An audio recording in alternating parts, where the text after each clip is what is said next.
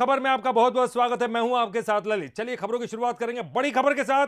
रायपुर से यह बड़ी खबर आ रही है जहां बीजेपी प्रत्याशी रामविचार नेताम पर गंभीर आरोप लगाए गए हैं। कांग्रेस विधायक बृहस्पति सिंह ने पलटवार कर दिया है।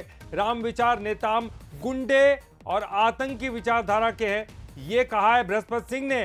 रामविचार नेताम ने पटवारी को पेशाब पिलाकर घुमाया। रामविचार ने कर्मचारियों को जूते की माला पहनाई। रामविचार नेताम ने नक्सलियों को चंदा दिया। रामविचार ने फूड इंस्पेक्टर के कान में सूजा डाला। ये बड़े ही गंभीर आरोप बृहस्पति सिंह लगा रहे हैं रामविचार नेता के खिलाफ। आपको बता दें कि नेताम ने कहा था कि भ्रष्टाचारियों को उल्टा लटका देंगे, तो सीएम भूपेश ने भी इस पर पलटवार किया है। ये जब विधायक हुआ करते थे, मंत्री हुआ करते थे, उस समय अपने ही गांव के सनावल गांव उनका है, वहां के पटवारी दुबे जी थे, उसको इन्होंने पेशाब पिलाया, पैसा मांगा, पैसा नहीं दिया। तो दूसरा एक पटवारी और था जो उससे पैसा मांगा कि पैसा कमाते हो, दो मेरे को कमीशन, नहीं दिया तो उसको जूते का हार पहना के रामचंद्रपुर पूरे शहर में घुमाया। अटकवार था फूड इंस्पेक्टर, जो शक्कर फ्री में एक बोरी मांगा था, नहीं दिया था, तो उसके कान में सूजे डाल दिए थे, जो पूरे हमेशा के लिए बहरा हो गए, कान के पूरे चादर फट गए, जिसमें नेताम जी की गिरफ्तारी भी हुई। तीनों मामले में अपराध भी कायम हुए। चौथी मामला बता दो, जब ये विधायक मंत्री हुआ करते थे तो वार्डप नगर के बीडीओ को ऑफिस के अंदर में पैसा नहीं दिया था, तो रिश्वत नहीं दिया था, तो घूस के पटक के मारा था। वही रामविचार नेताम है, वही रामविचार नेताम है जिनकी बात आ रही है, जो नक्सलियों को 5 लाख नगद और 5 राइफल चंदा में दिया था। मतलब ये लोग तो जलाने की बात करेंगे, हिंसा की बात, घृणा की बात, अब तेजाब, कोई बुलडोजर चलाने की बात करते हैं, कोई उल्टा लटकाने की बात करते हैं। कानून के हिसाब से राज्य चलता है, शासन है वो कानून का होना चाहिए, है ना, सबके लिए बराबर। इनके लिए वैसा नहीं है।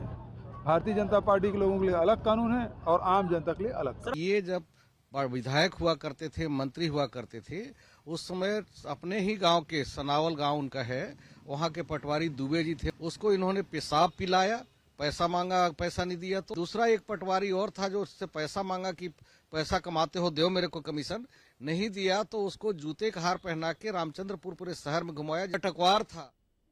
और हमारे सहयोगी कुलेश्वर पांडे इस वक्त हमारे साथ जुड़ चुके हैं। कुलेश्वर, जो है लगातार जो है वार पलटवार का दौर चल रहा है। रामविचार नेताम ने तो एक बार कह दिया, लेकिन उनका जो कहा हुआ शब्द है वो एक बार तीर की तरह निकल चुका है, और उसके ऊपर आप लगातार जो कांग्रेस के नेताओं की तरफ से उनके भी आरोप गिनाए जा रहे हैं। उन्होंने आज तक क्या क्या किया वो तक सामने रखा जा रहा है।